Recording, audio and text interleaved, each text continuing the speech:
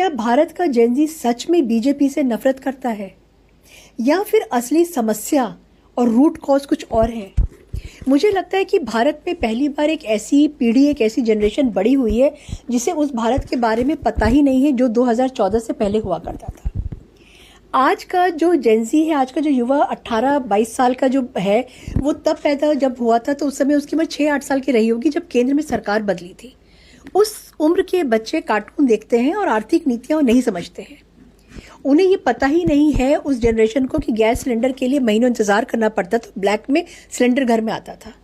उन्हें याद नहीं है, उन्हें पता ही नहीं है कि रेलवे टिकट के दलाल खोजने पड़ते थे क्योंकि लाइन बहुत लंबी लगती थी। उन्हें पता ही नहीं है कि 2G इंटरनेट पर एक फोटो डाउनलोड करने में आधा घंटा लग जाता था। उन्हें ये पता ही नहीं है कि बिजली कटौती एकदम सामान्य बात हुआ करती थी और बिजली का आना सेलिब्रेशन।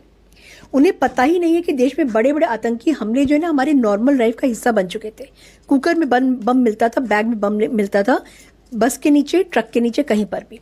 उन्हें पता ही नहीं है कि पासपोर्ट बनवाने में, सरकारी काम कराने में, बुनियादी सेवाओं के लिए कितनी भाग दौड़ करनी पड़ती थी, क्योंकि उन्होंने भारत को देखा ही नहीं है। उन्होंने जो भारत देखा है उसमें UPI है, फटाफट आपका पेमेंट हो जाता है, सस्ता इंटरनेट है, एक्सप्रेसवे है, सड़कें आपकी आलीशान है, वंदे भारत है, एयरपोर्ट है, डिजिटल सेवाएं हैं, ऑनलाइन सरकारी सुविधाएं हैं। उनके लिए ये सब अचीवमेंट नहीं है, उनके लिए ये सब एक डिफ़ॉल्ट सेटिंग है।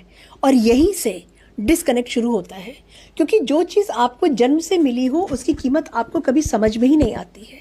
जिस बच्चे का जन्म जो है, जब वो पैदा हुआ था तो AC कमरे में पैदा हुआ था, उसे गर्मी का दर्द नहीं मालूम है, वो समझ ही नहीं सकता है। जिस पीढ़ी ने पानी की कमी को कभी देखा ही नहीं हो, उसे पानी का महत्व समझ में ही नहीं आ सकता है।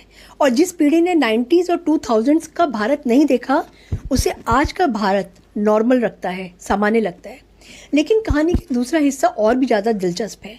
गलती सिर्फ जेनजी की नहीं है, गलती उनके मम्मी पापा की, दादा दादी की भी है।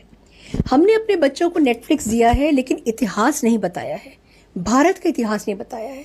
हमने उन्हें स्मार्टफोन दे दिया है लेकिन ये नहीं बताया कि देश स्मार्टफोन तक कैसे पहुंचा है।